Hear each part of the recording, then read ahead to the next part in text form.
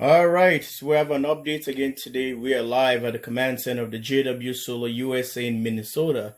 Guys, this is what the system looks like, and this is what I've been working on. And guys, you've seen the video yesterday. Please like and subscribe to the channel and give a thumbs up to the video. So guys, my new adventure today, what I want to start, I want to show you guys if I'm just thinking, this is just like being, a little scientist here, trying to do maybe one inverter running 120 and the other one is running 240, but they're all running on the same battery bank. So I'm just gonna do a simulation here and see that there is a possibility you can do stuff like this, even if you don't even stack them, to give you the 240 and 120. Just want to maximize the full load of the inverter. One of them on full load, 120, and the other one 240. So let's check this out. Stay tuned. I will show you what I'm gonna do. Well, as you guys seen, I'm just thinking last night after doing all the work. This is the new inverter, and that's the input right there, and output AC. And 240, 120, 240, and it can give you both. So I'm gonna be trying these while not interrupting my power on a 120 right now. It's going to my house, 24 volt. So I'm gonna use this guy for 240 test. Okay, since we haven't got anything connected yet, we haven't done anything out here, I want to try the 240 charging capability on that as well, while this guy here is going to be running, is still running our 120 loads, but they're all running on the same battery bank. Okay, and here is the Outback. The Outback is almost done. I'm waiting for some part. This is how it's mounted. And I have a concerned viewer. You know yourself, he was talking if there is a way, or this is the other, there is any option to get the Outback to face just like these guys here, like all the other machines. Due to Outback setup or Outback design, they designed these machines to have your charge controller. If you go back and look on their product, you can see how they got this stuff like this. You can put two inverters, charge controllers on the side, and while you have this box here, the Flexware 500 to be at the center, like here, and you have the inverter is gonna be on the corner side, but like two of them entering there on the corner side. That's the DC side, which is supposed to be like here. Okay, they'll always be on the left side, right side.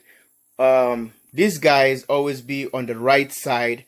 And the other box of this, which is the Flexware AC, this is the Flexware 500 DC. They have the Flexware 500 AC Outback.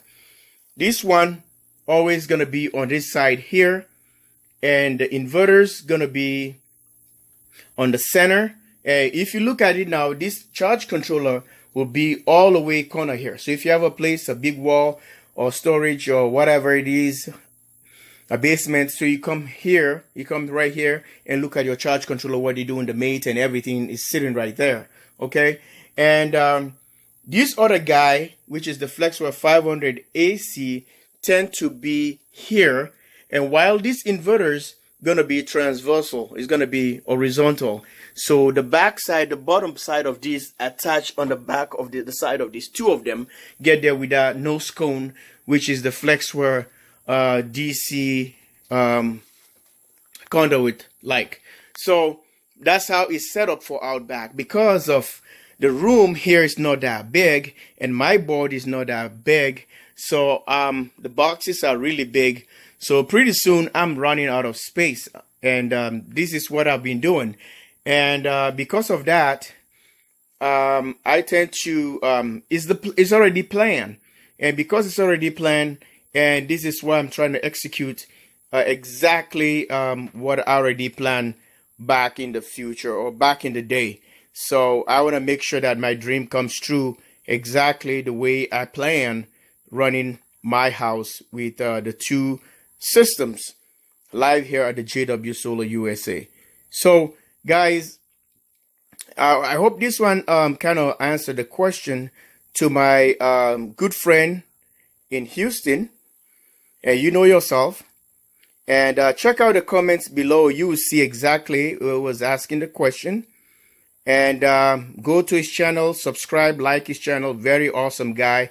Very good, respectful, decent. And he got a nice setup, his house. So check it out and make sure, you know, he got very informative videos there. He got a pretty nifty setup. So check him out and you know what I'm talking about. All right, guys. So this is what it is. So at this point, I'm getting to working on this setup. I can share you exactly what I was thinking, and I want you to follow me along with this and what I'm doing. And guys, let's go ahead and do it. Okay, stay tuned. I got my Romax cable here, which I was going to do some connection into this breaker, but I decided, since I had this stuff before, and check this out, this is what I was having for a very long time, approximately 5 years ago or 6 years ago. I never used it. So it's called the Xtreme box. It's a power distribution center they normally use on constructions. You know, I think the company is in Chicago, Illinois. So, woohoo, thanks. And this is from United States, and you can see its electrical rating is 125 volt to 250 volt, 60 hertz, 3 poles, 4 wire grounding, which are 50 amps, suitable for continuous use of full rated output. Guys, you can see here there are a lot of stuff. You can able to plug in different things here. 120 outlets or 110, whatever you call it. And here you can see there's a 240 right there, you know, input. There's a 120 here, and if you flip this thing here, you see another 125 here, 125 volt, 30 amp. Okay, it says 30 amps, 250 volts, not a GFCI protected. So here we have the breakers there. That's what I was going to show you. So I want to utilize this stuff, and it's another one right there. I want to utilize this stuff so that I can take advantage of this box instead of sitting here doing nothing and all the years. But I have plans for it. So I was going to do some kind of heavy projects, and I think I made a review of these back in the day.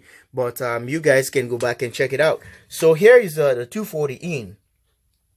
Okay, 240, 250 in AC. So it's going to be distributed evenly all over this box. So it has a GFCI test such thing there. You can able to do a little all kind of nifty stuff.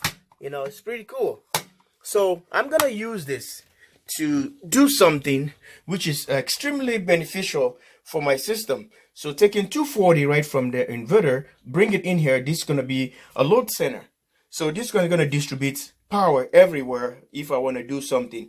But the other thing again, it's gonna be too much of wires running around. But it depends what I want to run. For 240 on that thing, I can hook up this thing to my dryer, okay, and do it, or something very close to me. I can just, this is just a demonstration. I might probably use it or not. It's just thinking. I'll bring in all these kind of scenarios for you. Let's pop this guy and see what's in there. Back here at the command center of the JW Solar USA. So we're gonna be taking all these screws off, okay, and I'm gonna show you what's inside. It's always nice to have a power drill, a power tool, because you can able to take this thing really fast instead of using a screwdriver or Phillips. So let's check this puppy and see what's in there. Live again at the command center of the JW Solar USA in Minnesota. Guys, check this out. This is what is inside. So this is the main power input I was telling you. This is the inlet, or the input to the system. Is built like a distribution panel in your house, and you can see it has the leg 1, leg 2. You see, it has a leg 1, leg 2. It's a leg 1, leg 2, neutral, and ground. Okay, so you see how they all get to the breakers. The breakers are back here. If I can flip this guy, these are the breakers right here. Okay, so what happened here, they brought this guy from this side here, bringing the power in all the way to the breakers here, and bypass and do like a jumper directly to the other side of this one, because this is another 240 here that gives you with a different pins. There they are. See that? I guess you've seen them on your local hardware store. So you can go either, or if you don't have those kind of plug, I think it's a Mima plugs they call them. So guys, this is what it is. So the power comes and jump right here to the other one, and the white cable, which is the neutral comes to a bus bar. So this bus bar distribute the power to all the other outlets and breakers or whatever.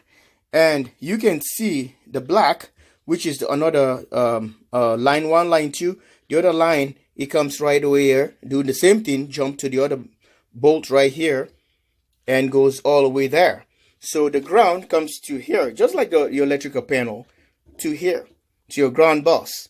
So, and this is what I'm gonna do. I don't have these plugs right now. I do have them.